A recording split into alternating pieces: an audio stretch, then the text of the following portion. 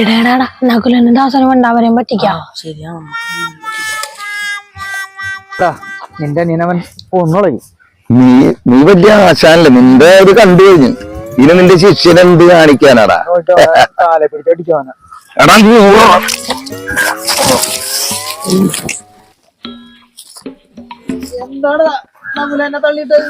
തള്ളിട്ടല്ലടാ 500 രൂപ. അല്ല 500 രൂപന്റെ പടം കണ്ടാ എന്താ അഭിനയോടെ അയാള്.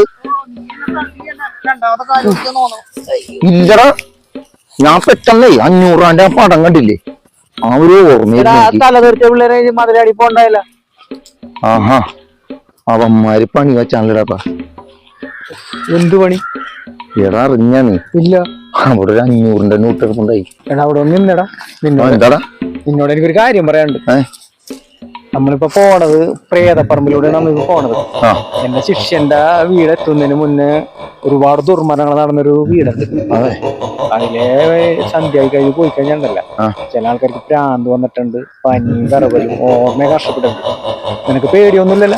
നമുക്ക് പേടിയൊന്നുമില്ല.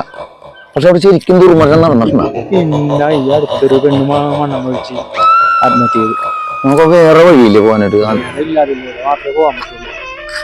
എന്ന് വെച്ചാല് പ്രേതത്തിനെ കണ്ടു കഴിഞ്ഞാൽ പേടിച്ച് വിറങ്ങളിച്ചൊക്കെ ആൾക്കാർ ഭ്രാന്ത് പോലെയൊക്കെ ആയിട്ടുണ്ട് ആൾക്കാർക്ക്. പെണ്ണായിരിക്കും. പ്രേത പെണ്ണാണെന്ന് ഞാൻ നോക്കിയിട്ടില്ല, ഞാൻ കണ്ടിട്ടില്ല. ആൾക്കാർ പറഞ്ഞു കേട്ടേക്കണേന്ന്.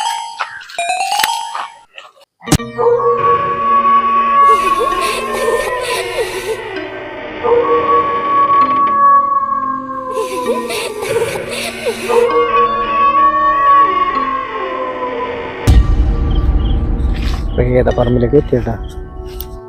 ഇതിന്റെ അപ്പുറത്താണ് ശിഷ്യന്റെ വീട്. ഇവിടെ ഈ പറമ്പിലാണ് കഴിഞ്ഞ ആഴ്ച ഒരു പെണ്ണ് മണ്ണം കഴിച്ച് കത്തി. നിനക്ക് പേടിയില്ലേ? കഴിഞ്ഞ 2-3 മാസം മുന്നേ ഒരു ആൾ തൂങ്ങി മരിച്ചു.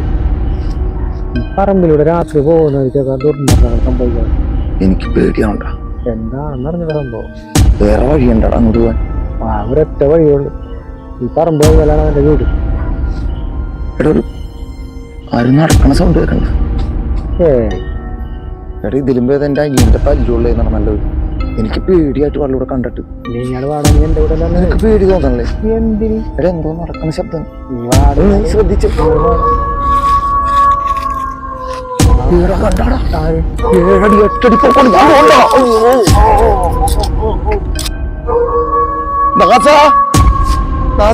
അയ്യോ ഞാൻ പ്രേതപ്പുറത്ത് ഒറ്റപ്പെട്ടു പോയാ. എനിക്ക് എന്റെ വീട്ടിലേക്ക് ഉള്ള വഴി അറിഞ്ഞു. ആരാണ്ടൊന്ന് തീ ആയണ്ടല്ലോ. ചേട്ടാ എന്റെ വീട്ടിലേക്കുള്ള വഴി ഒന്ന് പറഞ്ഞു തരുമോ?